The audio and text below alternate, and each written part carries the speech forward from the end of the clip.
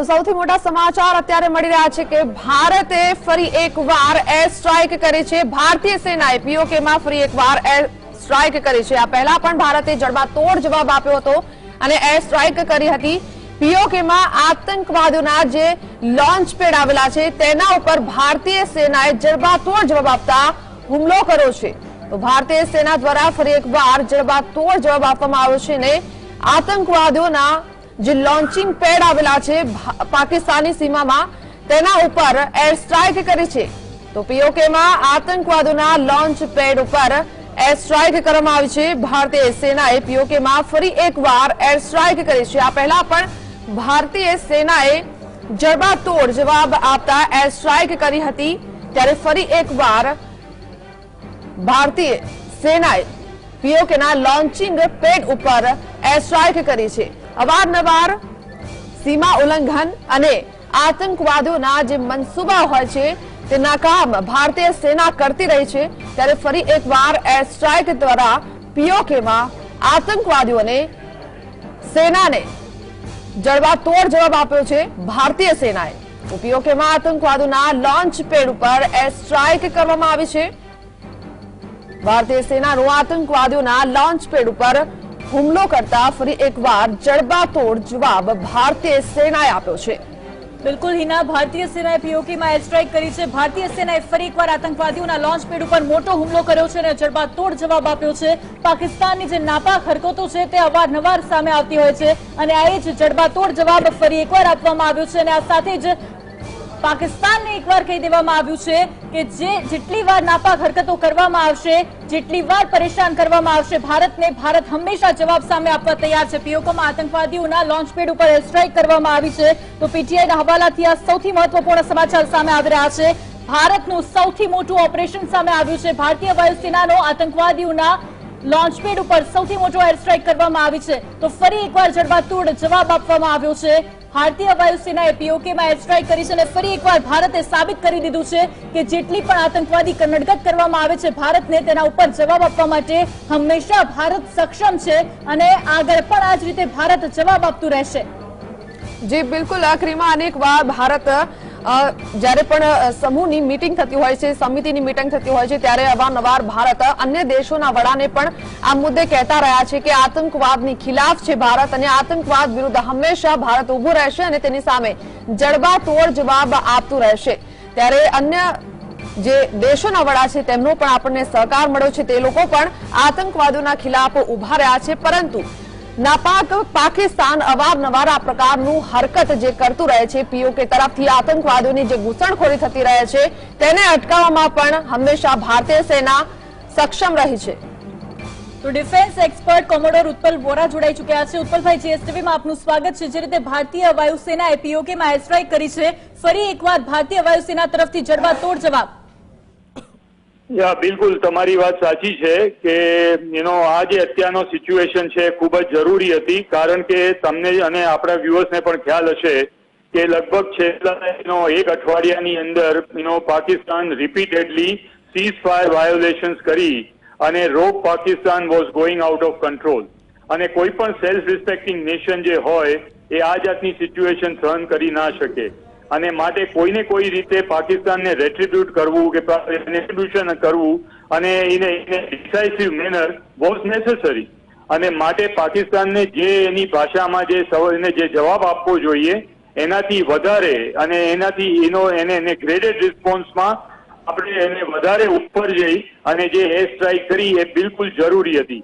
તમને જો કે આપણે અને આપણે વ્યુઅર્સને પણ એ જો જણાવવું જોઈએ પાકિસ્તાન ઓક્યુપાઈડ કાશ્મીરની અંદર there are number of launch pad Pakistan winter session ને માટે તૈયાર કરીને બેઠું હશે એવા ઇન્ટેલિજન્સ રિપોર્ટ પણ અવેલેબલ હતા અને માટે આ બધા જો ટેરરિસ્ટ આપણા આપણા એલઓસી ની આપણા તરફ આવી જાય તો જે જમ્મુ કાશ્મીરમાં જે રીતે ઇલેક્શન પ્રોસેસ અને ડેમોક્રેટિક પ્રોસેસ જે થવાની હતી એને પાર પાડવા ના દેવા માટે પાકિસ્તાનના મનસૂબા હતા। માટે આ અત્યારના સિચ્યુએશનમાં જ્યારે વિન્ટર એને સ્નોફોલ થવા માંડે એ પહેલા જે પાકિસ્તાનના મનસૂબા હતા એને ઉડાવી નાખવા માટે આપણા ઇન્ડિયન એરફોર્સે અને ફાઇટર પાયલટ ને ફાઇટર એરક્રાફ્ટ જે રીતે બાહોશી ભર્યું આ પગલું ભરી અને પોલિટિકલ લીડરશીપે પોતાની જે જાતની પાકિસ્તાનના ઓક્યુપાઈડ કાશ્મીરમાં જઈ અને એર સ્ટ્રાઇક કરી અને જે લોન્ચ પેડ હતું એને ડિસ્ટ્રોય કર્યું, એનાથી ડેફિનેટલી એ સ્ટ્રોંગ પોલિટિકલ, મિલિટરી અને diplomatic message will go to Pakistan that India is going to take it lying down, અને આ જાતના cease fire violation on a repeated manner કે જેમાં સિવિલિયનોને એમના ડેથ થઈ રહ્યા છે અને that is not acceptable at all. કારણ કે કોઈ પણ દેશ, જેમ મેં આગળ પણ કહ્યું એ પ્રમાણે, સેલ્ફ રિસ્પેક્ટિંગ નેશન પોતાના સિવિલિયન જે પોપ્યુલેશન એની ઉપર આવી રીતે શેલિંગ કરીને, મોર્ટાર શેલિંગ અને આર્ટિલરી શેલિંગ એને સહન કરી ના શકે. અને માટે આ જે એર સ્ટ્રાઇક કરી, that will serve a very decisive blow to the Pakistan terrorist mechanism. ને માટે આપણે ભવિષ્યની અંદર એવી ઈચ્છા કે પાકિસ્તાન આનાથી એને મેસેજ મળે, એને clear the operational strategic signalling થાય અને એનાથી આ જાતના જે રિપીટેડ ટેરરિસ્ટ લોન્ચ પેડ ઉપરથી તૈયાર કરેલા ટેરરિસ્ટોને આ બાજુ આપણા ભારત તરફ મોકલી અને જે રીતે જે એનાર્કી ફેલાવવાની જે એને પ્રયત્ન કરી રહ્યું છે એ કરવા માટે એને બંધ કરે. અને માટે આ પાકિસ્તાનની even military leadership, apart from political leadership, even military leadership માટે આ ક્લિયર સિગ્નલ છે that if you don't stop it, then probably the magnitude જે આપણે એર સ્ટ્રાઇકની કરી છે એ કદાચ વધી શકે અને it will lead to a large amount of destruction of terrorist mechanism જે પાકિસ્તાનની અને પીઓકે માંથી ઓપરેટ થઈ રહ્યું છે એને સિવાય બીજો કોઈ નથી ભારત પાસે.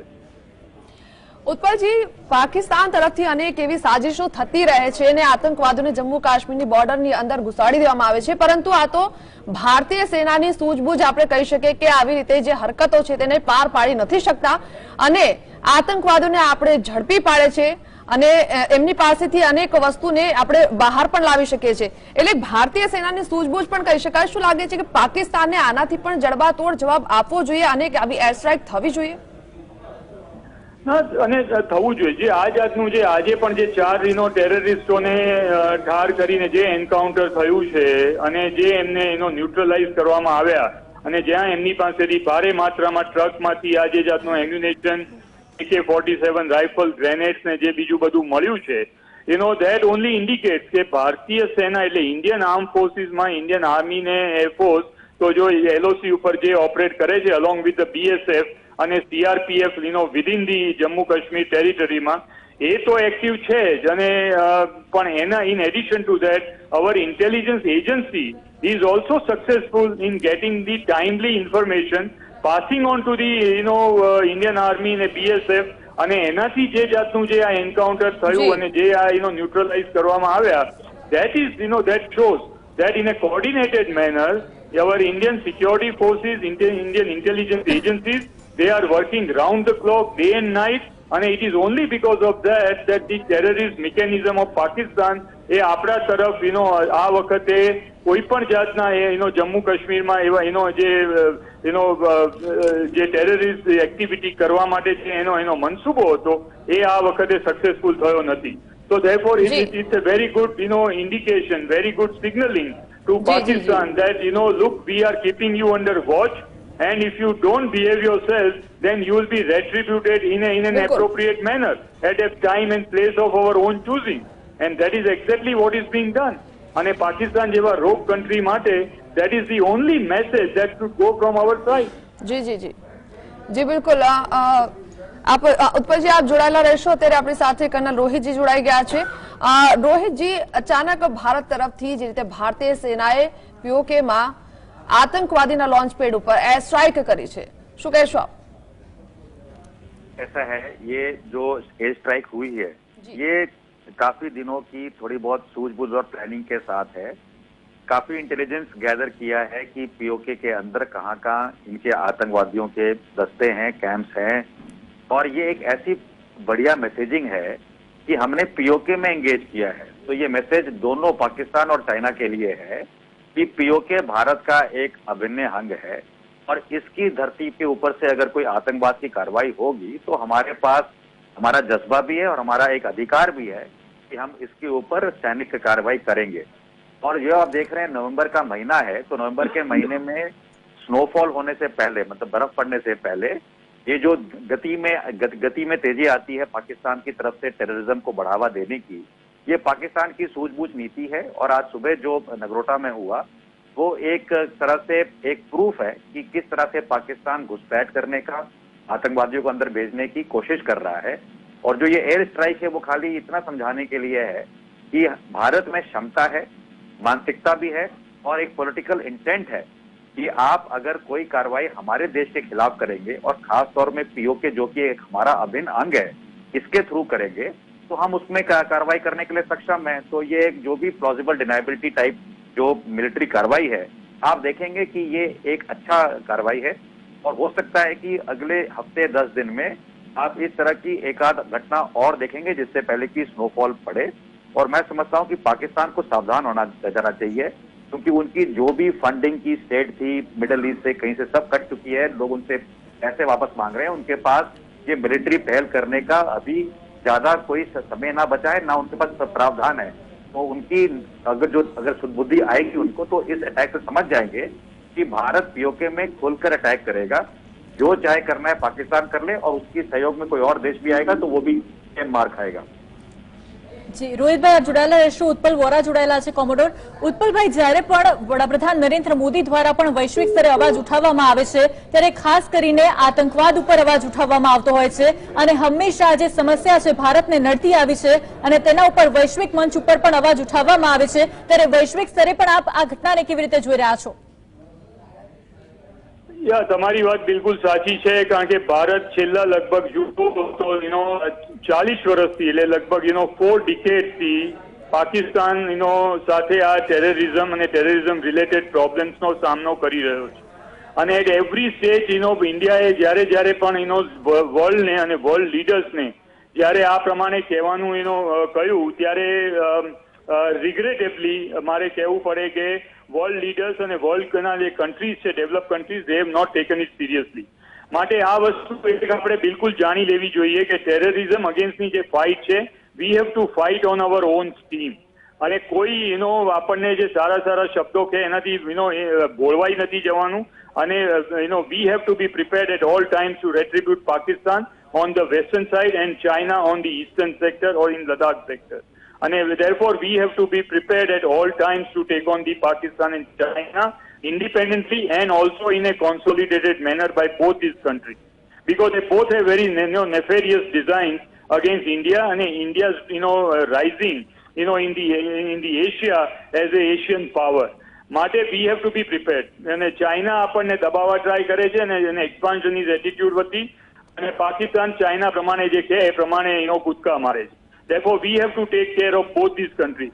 માટે prime minister Modi, honourable prime minister Modi ji જે પ્રમાણે આ દેશમાંથી જ્યારે પણ બહાર જાય અથવા તો ઇન્ટરનેશનલ ફોરમ્સ ઉપર જ્યારે વર્ચ્યુઅલ પ્રેઝન્ટેશન્સ અને એમના જે લેક્ચર્સ આપે, એની અંદર he is made it a point to sensitize the world leaders and the world countries and world forums and world organizations. It's a very right thing to do. કારણ કે કાલ ઉઠીને nobody can say that look, you are also doing expansionist activities. We can always say that this is in our own backyard, this is our own territory. We consider our આપણે ભારતનું એને અભિન્ન અંગ માનીએ છીએ અને સાથે સાથે we are doing it in our self defense, that no self respecting nation will take this kind of nonsense from a rogue country like Pakistan and maybe even China. Therefore, આજે અત્યારે જે કંઈ થઈ રહ્યું છે, કે જે મલાબાર એક્સરસાઇઝ એક સાઈડે થઈ રહી છે, એનો phase 2 એક્ઝિક્યુટ થઈ રહ્યો છે. Quad is already giving a military, the Malabar exercise is giving military teeth to a certain extent to the Quad organization, and therefore his message is also going very loud and clear to China, and China has supported Pakistan. Therefore, આજે અત્યારે જે Pakistan PoK ની અંદર જે Imran Khan was also busy એનું administration અને પાકિસ્તાનની સેના જે રીતે ત્યાં આગળ ઇલેક્શન કરાવવા માટે જે ટ્રાય કરી રહ્યું હતું કે જેથી કરીને they can somehow more or less create that same kind of situation like that they wanted to do, અને જે rigging of election ને જે બધું ટ્રાય કરી રહ્યા હતા, એ જ વખતે ત્યાંના લોકોને પણ આ મેસેજ જશે that look in the fight for the POK, India is also morally with them. And we are very clear. We have only attacked the terrorist launch pad.